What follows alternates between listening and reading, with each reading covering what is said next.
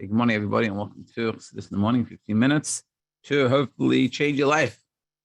This share is in honor of happy birthday to Naomi Aliza Bas Shendel Schleifer. Thank you so much for everything you do for living chassidus. You should have an amazing year full of brachos, bagashis, baruchnius, in everything. Okay, let's continue on over here. Now, we're getting to the end over here. It's going to be a very interesting class today. Okay, so we were discussing yesterday that even though the Alter Rebbe says that what is achieved through having a scarf is a cervical almin, which we explained yesterday, through using a marshal, using the parable of a teacher and a student. There's one way the teacher teaches the student that he explains to the student in a way that, and he analyzes what the student can receive, what he can understand, and he teaches to them. Like, for example, imagine trying to teach a 5-year-old, a genius trying to teach a 5-year-old, so you can tailor it to what the 5-year-old can receive. And what the teacher is actually given from what the teacher understands is so minuscule, but that kid can go home on the Shabbos table and give over Divai Torah, and he thinks he knows the parsha. Now, it's incomparable to what the teacher knows. Then there's another way of teacher teaching. The teacher gives everything. The way the teacher understands it. And the teacher says, you know what? I'm going to teach it. I'm going to explain it. It's going to be way above, but I'm giving, the real deal. But what we're saying here is there's a deeper level. That not just that level, that's the level of cervical almin, but there's a deeper level is as the teacher learns it for himself, irrelevant of any student. Teacher has a chavrusa with someone on his level, a genius studying in with someone else, and that's how he learns it, and that's how the teacher gives it over to the kid in such a way. And that's what we're accomplishing. The way God gives to the world, or what godliness is drawn down to the world, is not the level of godliness as it is tailored towards us based off our capabilities of everything that we are, like the 5-year-old. And this is infinitely greater, even more than this. It's not just the level of the way the teacher would teach, that it's teaching it as it is, the full thing without caring about the kid, without tailoring to what the kid can understand, which is a much deeper level, and what's coming into the classroom is a much deeper level. And of course, when you're talking about godliness, it's even greater. But even more, as a teacher, it is for himself, not even connected to a student. He's not even thinking that there's a student. He's not even translating the words. Because in the second level, even though he's giving the student everything, and he knows the student can't get all of it, but he might explain it in a way he might give, translate everything, and try to explain some things, even though he knows deep down the kid's not going to understand it, because it's way above and beyond. We're talking about the teacher going to explain it in his language. It's like sort of when the Rebbe would speak, let's say, to the public school kids in Yiddish.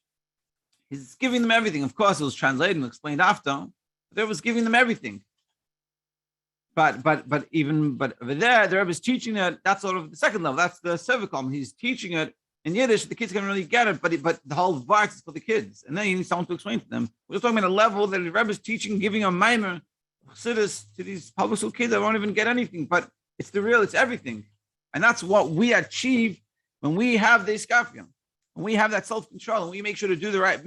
Just say no when we need to. It's not just we're doing the right thing. It's not just finally I'm doing something proper instead of always giving in, but you're transforming the world. And that's what we're talking about. Yeah, and in this book, we're on to page 77 in this one.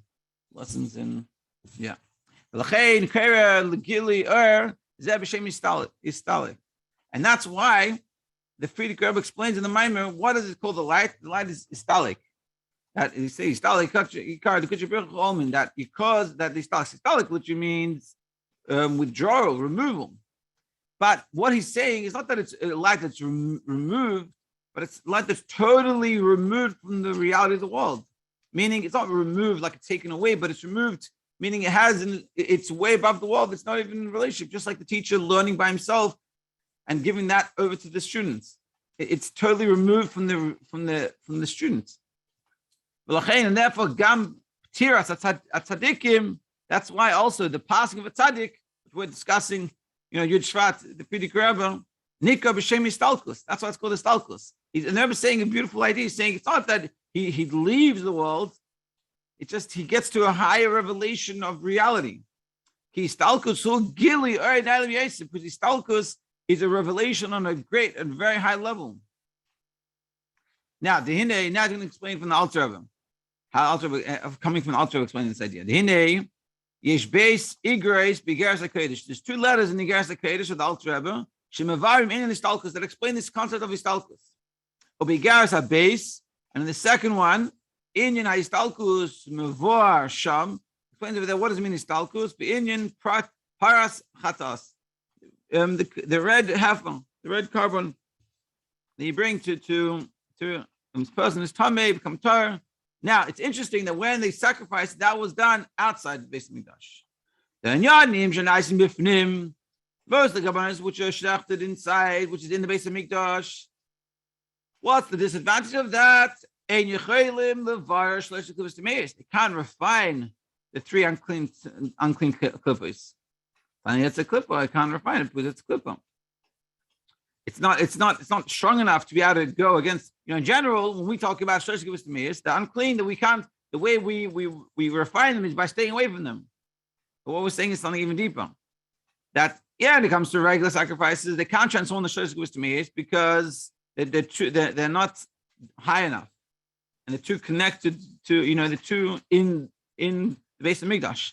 It's a key inyan and isim b'chutz tafku, but it's specifically the parish and not b'chutz. The para that is of the red heifer, that is done, they shechted outside, has the ability to transform. Because it's from the outside, meaning it's way above it. And that's what he's saying. It's a very beautiful idea. For this, that's why it's similar. The para. Paras hachatos is like, it says it's medamer le misasv shazadikim, to the death of a tzaddik. And he's going to explain. Dehine ata ein paraduma. Now we don't have the paraduma. Kimi pnei ata ein because of our sins. Hayat tzarich liyos. It needs to be davke galinim atzena that we have to be leave our land. We got kicked out of Eretz Yisrael. Aval eira silukan bat the transpired the passing of shazadikim, the passing of a tzaddik, meaning the Frierdiker Rebbe. What does that accomplish? Dehine Be'inyan is siluka and shosadikim based on Marimzal. And this idea of the siluk that we're explaining, it's not that he left, but he reaches a higher level and expresses himself in a wholly different way. There's two explanations. Shekula misas and shosadikim kisreif as based on Elokeinu. But one place it says the death of a tzaddik is like the burning of the base of Elokeinu, of the Beis Hamikdash. And then another place says kasha. See, look on Shazadikim, it's had the removal, the siluk of the tzaddik, more than the destruction of the Beis Hamikdash. So one of them is it's equal to the burning of the Beis Hamikdash, and the other one is it's worse than the destruction of the Beis Hamikdash. Asher al yidei kol zeh histalkus yikar l'kudsha b'richu. Through the passing of a tzaddik, what is it being accomplished? What's happening? Is that this the high level of godliness, like we've talked about throughout Iskafia, the same idea is histalkus, is spread out. That's why it's histalkus. When you have the Iskafia, you're causing this level to be spread out in all worlds. It's the same thing that's sort of achieved when the passing of a tzaddik. Now, this is the very interesting thing that he brings over here. Uperish in histalkus. So the explanation in regards to the explanation, what does it mean histalkus? Perish kol harabeim. All the Rebbeim explained, and the Rebbe enumerates all the Rebbeim. One of the reasons why the Rebbe does that in general is like when on Yom Tovim we sing all the Nigunim of the Rebbeim is to draw them, is to bring them. It's like an invitation for them to come. And also by the Maimer, the Rebbe, he brought down different parts of all the Rebbeim, different stories. We had the stories of all the Rebbeim, and they sung Nigunim between, I think the Nigunim maybe also would have been. And now he's going to bring down all their names. And all the Rebbeim explain. You have Kavei Kedushas, Admar Zaken, the Alter Rebbe, Imagine the Rebbe saying this. If you go online, you can listen to this, and you'll find this. You can hear the Rebbe say this. You have Kvei Kedushas Admar Zakein. You have the Alter Rebbe. Kvei Kedushas Admar Imtzai. You have the Mitzvah Rebbe. Kvei Kedushas Admar Tzemach Tzedek. You have the Tzemach Tzedek. Kvei Kedushas Admar Marash. You have the Marash. Kvei Kedushas Admar. Just Aiden. You have the Rebbe. The Rebbe Ashab. The Kvei Kedushas Mori V'Chami Admar and the Frierdiker Rebbe. That they all explain. She'en hakavana befeirush tevas histalkus, that the idea of histalkus is not shehu aliyah l'mayl chas v'shalom, it's not that it's going up, that it's leaving the world, that it's separating, that's in the heavens. Ki'im hakavana hu shenimtza l'matza, the idea is that it's below, meaning even if the Frierdiker passed away, but he didn't leave histalik, he's here. Ela shehu b'chinas roimus, but it's here in a much loftier manner. When he's here in the physical world, so he's limited by the physicality of the world. But whereas when there's the histalkus, so he's here, but on a much loftier level. And this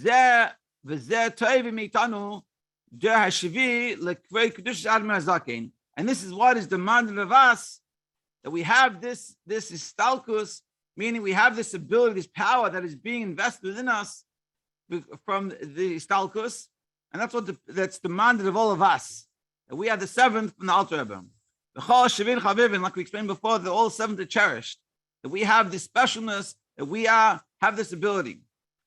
As agam, as mehat das, nit, fardint, unanit, oiske harvet, even though we didn't earn this title of being the seventh. We didn't work for it. I didn't do anything to become here. I came here. I was fortunate to be born in the seventh generation. I get the title of seventh generation, and we all get this title of the seventh generation, that we have this ability, and this histalkus, and this high level of G-dly revelation to use to bring Mashiach, that we have the ability and the obligation and to do it.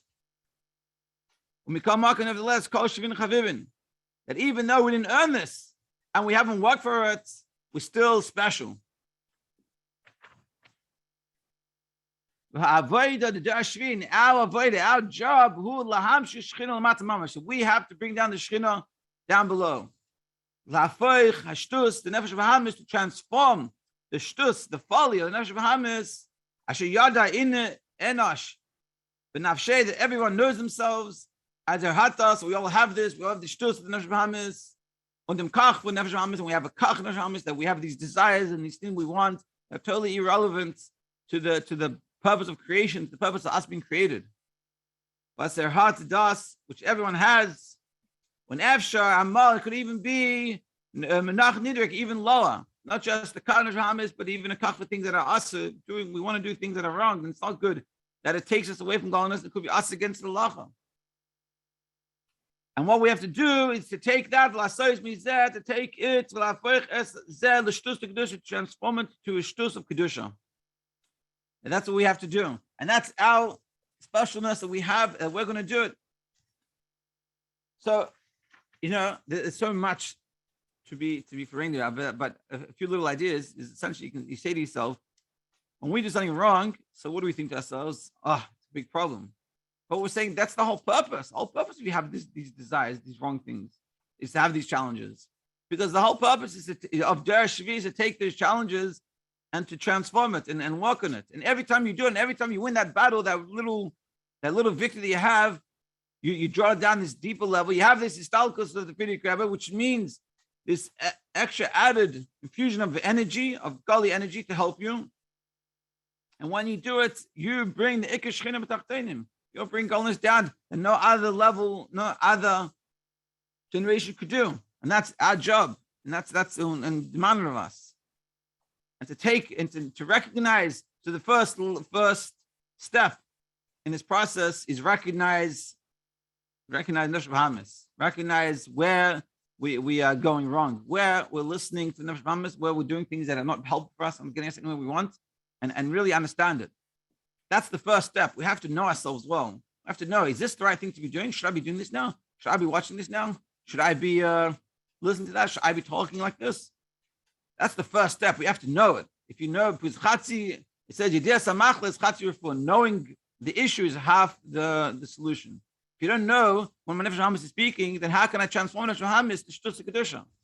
I don't even know Nefesh Bahamas. The first thing is to know Nefesh Bahamas, know its kach, and don't be hard on yourself and recognize these things. And then recognize, hey, how could I transform this? How could I change this? How could I use this out for something good? An animal has a lot more power. In the old days, everything was powered by horses. People who didn't have the ability. Nefesh Bahamas is a horse. He has that ability, has that strength. We just have to harness him. And when we do that, we are causing the Ikar Shchinim Tachtenim. We bring the Ikar Shchinim back down here below. To be continued, Perek Ches tomorrow on Yud Shvat. Have a great day, everybody.